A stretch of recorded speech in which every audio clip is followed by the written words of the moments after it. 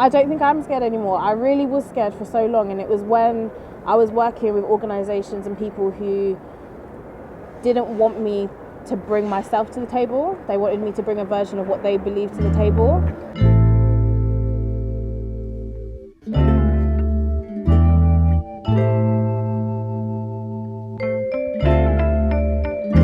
My name's Aliyah Hasinah. I'm a poet, producer and curator based in Birmingham. All of my work focuses on the ideology of Black Lives Matter, and also I guess making sure that we get our coins and that voices of black and brown people are exalted and championed. I fell into it in the way that I guess you see there's a problem and you try and figure out how to problem solve it. So you just end up finding a way and like ended up being like, oh, a producer, oh, I need to create this. I don't know how to say this. Let me try and put it into a poem. Like, I've fallen into it.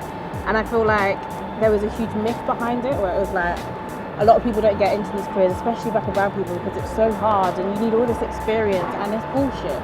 Like, you literally, I've Googled most of my career and sort of found that out, and I feel like people in institutions and places have used that as like a means of gatekeeping for so long, and to sort of make sure that only certain people from certain backgrounds who went to art school are able to curate and are able to have their voices on like larger playgrounds. Being from Birmingham is hard working, I guess. There's so much talent in the city, but there's not enough infrastructure to be able to make things work and to be able to have a flourishing career. And like, people are doing extraordinary things. The music scene in Birmingham is just like absolutely ridiculous.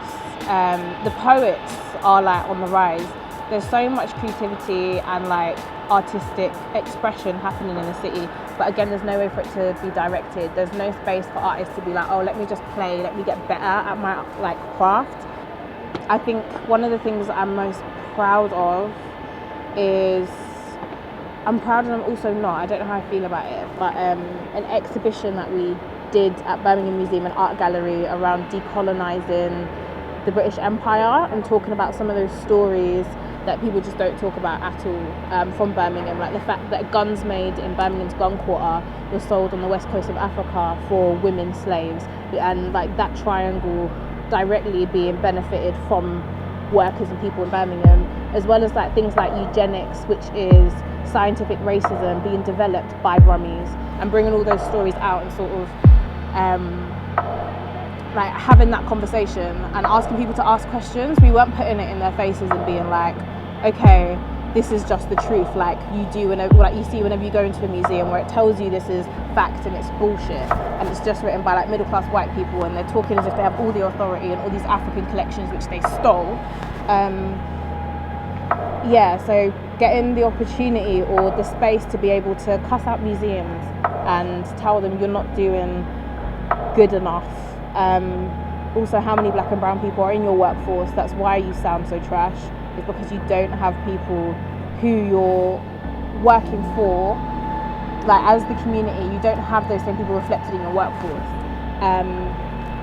So being able to, I guess, decolonize that interpretation of history was something that I really enjoyed.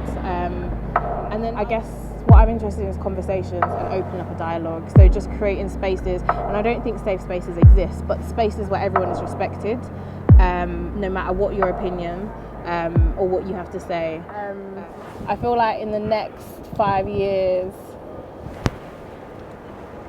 I see myself working across different cities. I see myself traveling a lot more and learning. Like, I want to be a historian and I want to be a filmmaker. I want to make documentaries. That's about like the stories that we don't hear, about all those things that we spoke about at the exhibition, about the histories that are completely erased. So I feel like starting to move into that career and that space and curating more and producing less. I feel like I fell into producing because it was like I just had to get shit done. and that's all it is just getting shit done, instead of just talking about it.